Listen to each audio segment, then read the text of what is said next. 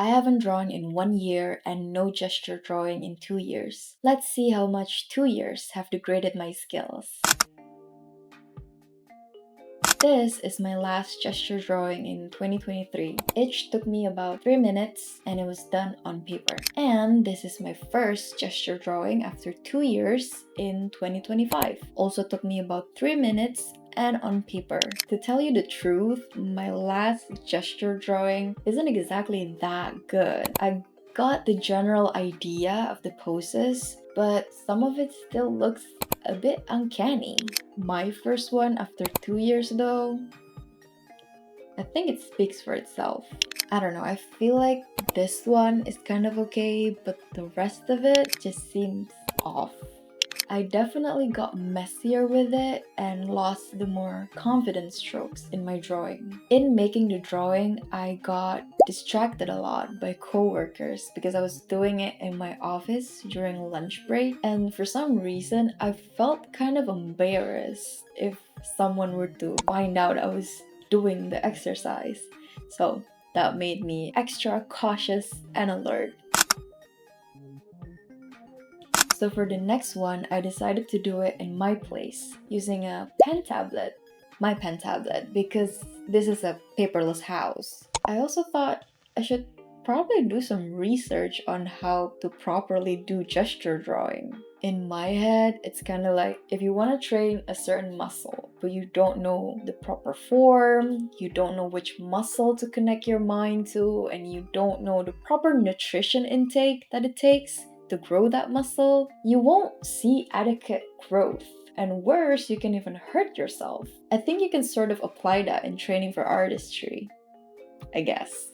So I did look up a tutorial and I watched this one by Proco, a legendary YouTube channel for artists. If my first mistake was going in raw and blind for my first gesture drawing, my second mistake is thinking that I could retain all of the knowledge by watching the video once and not taking any notes. Also not immediately putting it into practice, because I watched the video during lunch break again and waited until after I got home to start doing the practice. Here's how that turned out.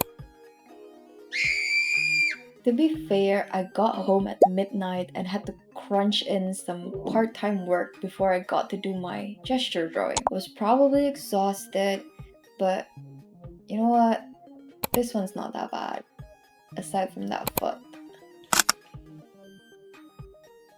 The next day, or I guess the same day because I was doing the previous day past midnight, I stayed over at a co-worker's place. I didn't stay at work too late. I got to their place by 8:30, but I think I carried the exhaustion from the previous day. So this is me sulking about having to open my laptop when all I want to do is pay back my sleep debt. So for this third day, I rewatched the video from Proco and wrote down some notes that probably only make sense to me. I won't talk about the whole video here because I do encourage everyone to watch it themselves instead of just taking it from my understanding and my interpretation, because I honestly don't fully understand it as well. This is what I think the main point is. You split the body into about 16 lines, which consists of this.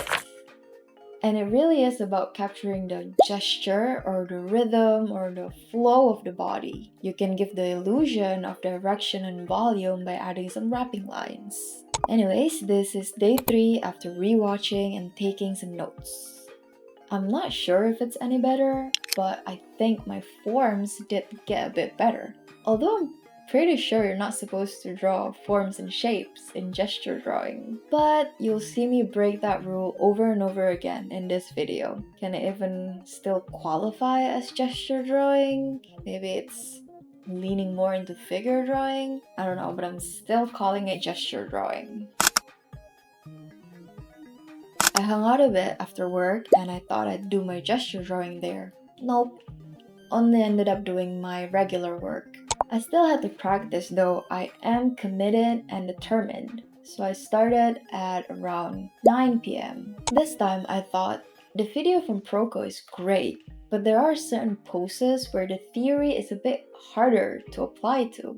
Coincidentally, the follow-up video showed up in my feed. It basically talks about the same theory but applied to trickier poses. So I watched it, basically added 2 lines to my notes, and here's the result. Honestly, not bad. Sure, there are weird ones, but there are also ones that I quite like. Moving on to day 5. It was Sunday and I got up really early for a work event. I'll let myself tell you what's up on day 5. I just got back from a work event. It started at 6 a.m. Came back home, made a little snack, took a really good nap, and now I'm ready to learn some more. So I thought today I'm going to learn a bit more about anatomy.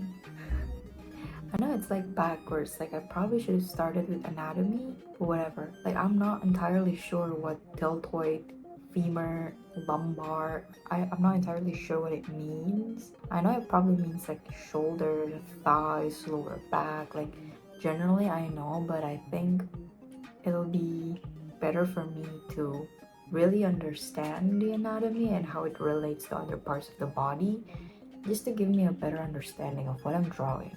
I think it's those conscious decisions that you make in your drawing that make you a better artist, if that makes sense.